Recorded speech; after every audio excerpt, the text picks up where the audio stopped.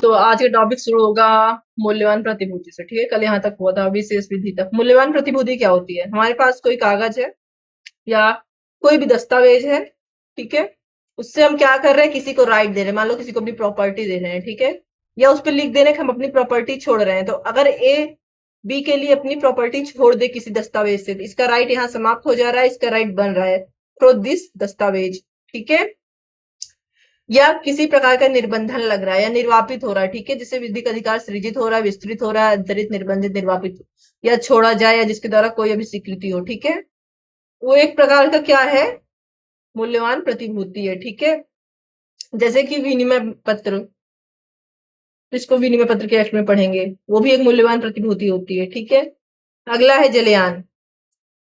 तो जलयान से कोई ऐसी चीज अभिप्रेत है जो मानव के या संपत्ति के जल द्वारा ग्रहण प्रवाहन के लिए बनाई गई हो, मानव या संपत्ति को एक जगह से दूसरी जगह ले जाने के लिए बनाई गई हो, तो वो क्या कहलाएगा? जलयान कहलाएगा। ठीक है, नाउ जब हम लोग क्षति दृष्टि पढ़ेंगे, तो वहां पे अगर जलयान एज ए हाउस यूज हो रहा है, तब जलयान क्या कहलाएगा? घर की परिभाषा में आएगा।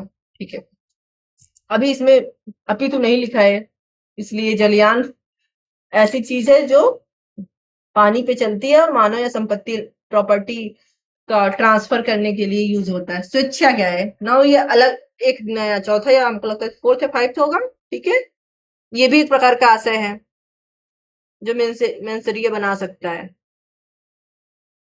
नाउ अगर मान लो 18 से प्लस लड़की है, ठीक है, और उसका अपहरण होता है, बॉय लेकर गया है। अब बॉय कहता है कि अपने मन से स्वेच्छा आई थी मेरे साथ, ठीक है, और ये बोलती है हाँ मैं खुद से गई हूं, तो ये क्या है?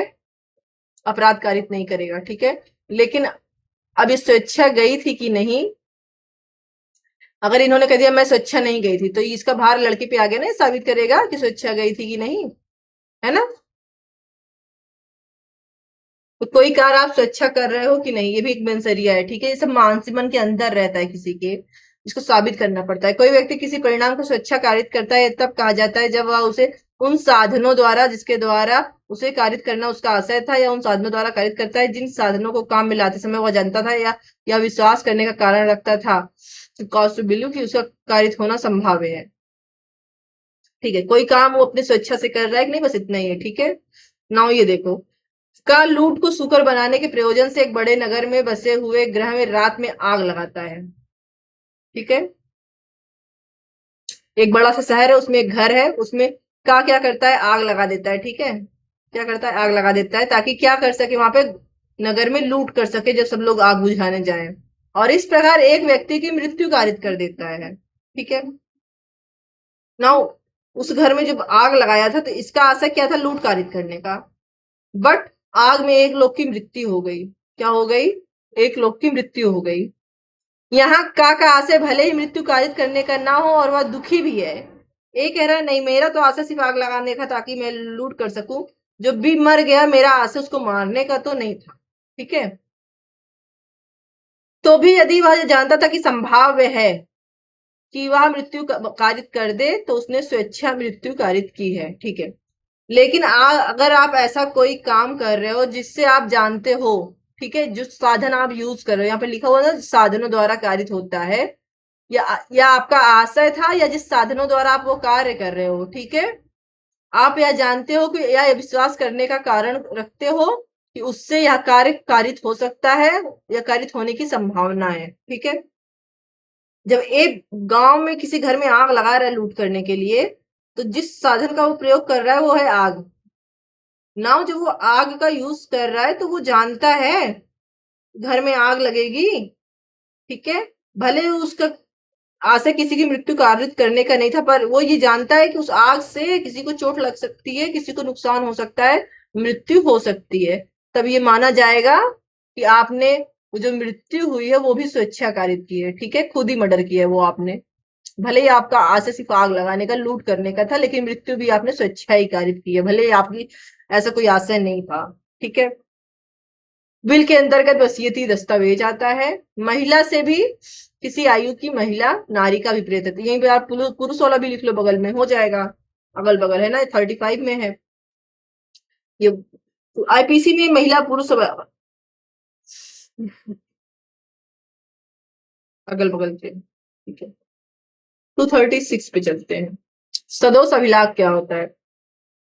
विधि विरुद्ध साधनों द्वारा ऐसी संपत्ति का अभिलाप अवरुद्ध करना जिसका व्यक्ति वैध रूप से हकदार नहीं था।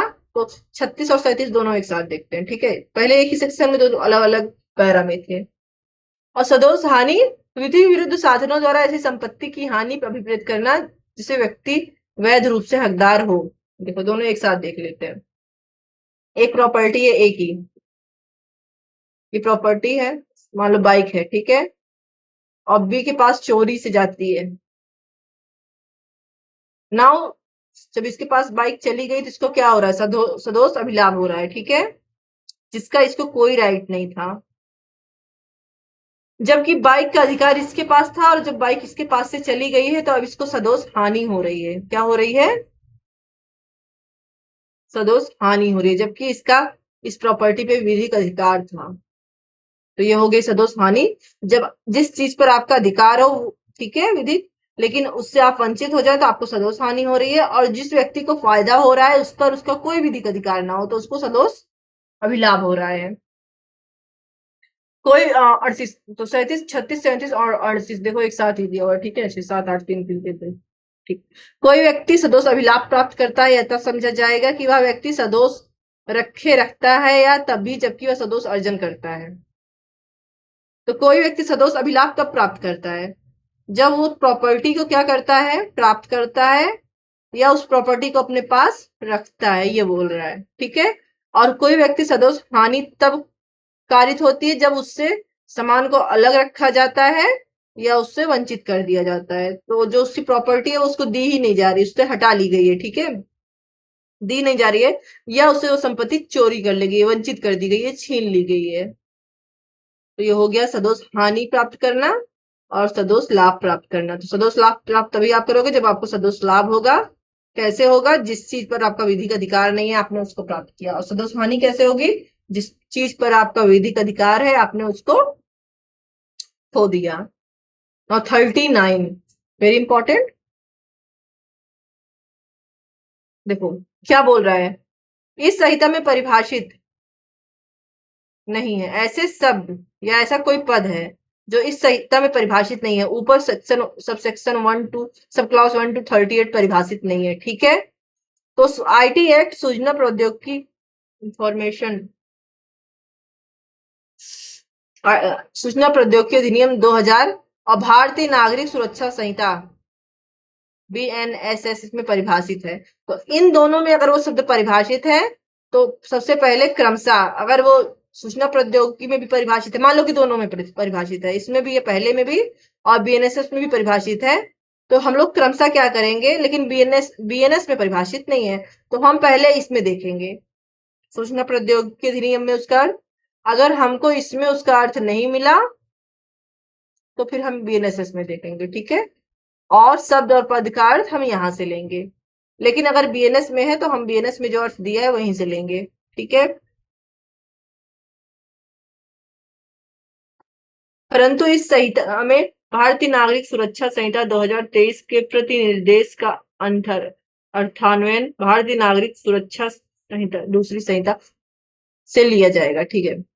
दूसरी संहिता से मतलब जो सेकंड वाला फिर से आया था, कुछ अमेंडमेंट करके फिर से तीनों के अलग अलग नए रूप आए थे, ठीक है ना। एक बार फिर से हम लोग वापस चल के देखते हैं। तो 39 में हो गया परिभाषा कहां से ली जाएगी, 38 में सदोष अभिलाख हानि, ये तीनों एक साथ करके याद करना। 36 सभी दो 37 38, ठीक है। 35 हो गया महिला, अभी पुरुष के साथ इसको जोड़ेंगे। 34 में विल है तो इसको दस्तावेज के बगल में लिख लेगा, ठीक है। स्वेच्छा हो गया, एक मेंसरिया हो गया, सारा मेंसरिया आशय हो गया, सारा आशय एक जगह लिख लेना, ठीक है। अगला हो गया जलाशय जलयान, 32 में है। 31 में मूल्यवान प्रतिभूति है, ठीक है। तो बिल कहाँ था? 32 में, 33, 34, 35,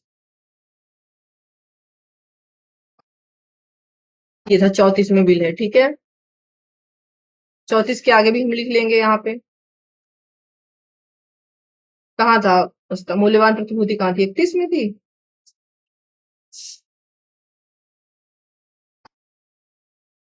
और ठीक है,